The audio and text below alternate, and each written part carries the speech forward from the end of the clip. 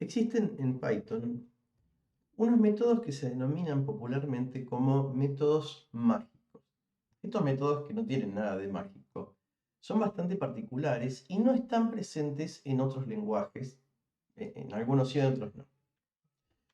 Estos métodos son unos métodos que se invocan de forma implícita, es decir, no a través de su nombre, con la sintaxis tradicional de un envío de mensajes, sino de otra manera. Estos métodos se llaman también Dunder Methods. Acá, usando Dunder, es una palabra inventada, lógicamente, abreviando de alguna manera double underscore. Porque ocurre que estos métodos llevan en su nombre dobles guiones bajos al principio y al final, de la misma manera que el método init del constructor, el cual ya por su cuenta es un método mágico, porque no se lo invoca directamente con su nombre, sino que se hace en forma implícita cuando se construye un objeto. ¿Para qué están estos métodos mágicos? Porque ocurre que cuando en programación orientada a objetos se crea una clase, se innecesariamente se termina diferenciando entre los objetos creados a partir de una clase y los datos simples o primitivos que ofrece el lenguaje, tales como los números, los booleanos, las cadenas. Estas variables simples, estos tipos de datos simples, permiten realizar operaciones gracias a los operadores. Existen funciones para hacer conversiones entre unos y otros, existen operadores de comparación que comparan dos números o dos cadenas, o de comparación por igualdad, o incluso las operaciones aritméticas.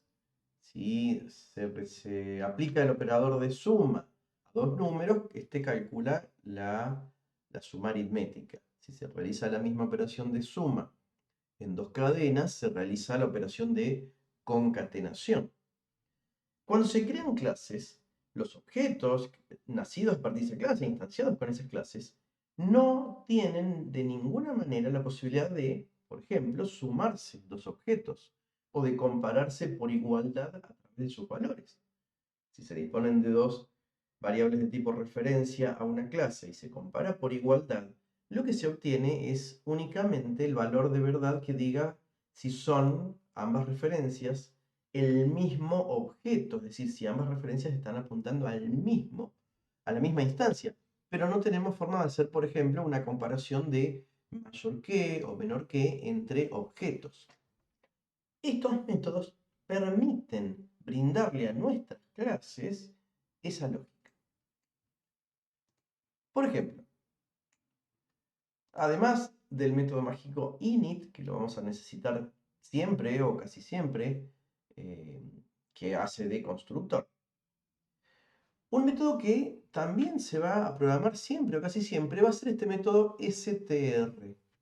Este método retorna una representación del estado del objeto en una cadena. Es decir, la lógica de este objeto es que nos muestre en un string todos los valores o algunos de los valores de los atributos del mismo. Esto se puede hacer con una función simple, con un método simple, con un nombre normal. Por ejemplo, en otros lenguajes se llaman toString o asString. Pero en ese caso, para obtener la representación como una cadena, haría falta la notación explícita, llamar efectivamente a .toString o en el nombre que tenga el método que hagamos. Si nosotros programamos ese método con este nombre especial, --str, luego se va a poder hacer conversiones implícitas de ese objeto a una cadena en cualquier momento. Por ejemplo, se va a poder hacer un print.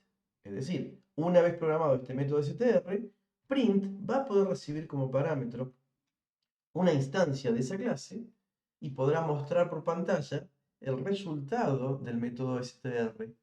Es decir, la representación que el objeto decide hacer de sí mismo. Es equivalente, en cierto modo, a los métodos toString que dispone, por ejemplo, Java o C# o el método asString de Smalltalk. Con una lógica similar, también se pueden proveer operadores de comparación. Por ejemplo, el método --eq por equal debe devolver un valor de verdad indicando si el objeto que recibe el mensaje, el self, es igual a otro que vino como parámetro. Y en ese caso, la comparación de igualdad va a elegir el objeto que elige utilizar. Si son, por ejemplo, dos objetos personas y la lógica de negocio dice que se consideran dos objetos iguales si son todos sus atributos con el mismo valor, por ejemplo, o si son ambos con el mismo número de documento, bueno, en el método de Q se programará esa lógica para proveer un verdadero o falso con esa comparación.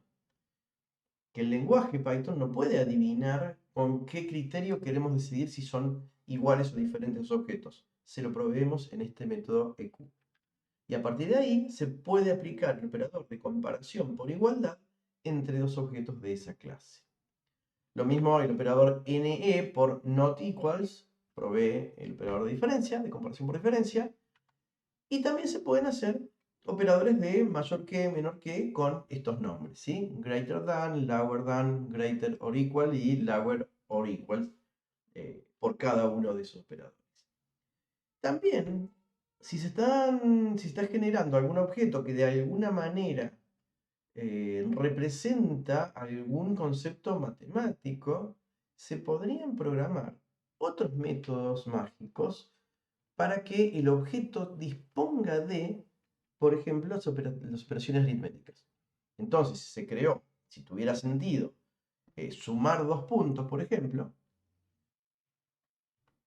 bueno, se le podría proveer a la clase punto el operador de suma aplicado con la lógica que elijamos. Sumar dos puntos no tiene sentido ni aritmético ni geométrico, pero supongamos comparar que dos puntos sean uno mayor que el otro, o a un punto sumarle otro punto para desplazar, por ejemplo, se podría proveer el operador de suma entre un punto y otro. Y a partir de ahí, quien use la clase punto podrá tranquilamente sumar dos puntos y el significado de esa suma lo brindará el método que se haya programado, el método mágico correspondiente a la suma, el método A. En general, estos métodos sí tienen mucho uso, se los puede usar mucho.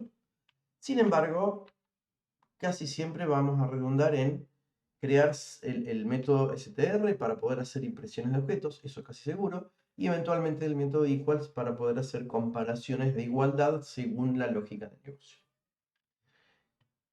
Como ejemplo, en esta clase persona, que tiene algunos atributos, se le pueden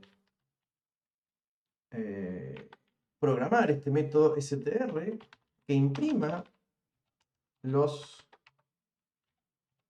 atributos de la clase de forma tal que cada vez que se la invoque retorne, en este caso, la concatenación del documento, self.documento, self.nombre, etc., para que quien invoque a str reciba el string con el estado del objeto.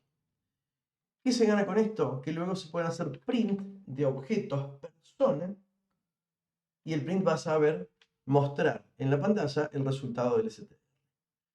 Este método mágico y el init van a ser prácticamente obligatorios en cualquier clase que se vaya a programar.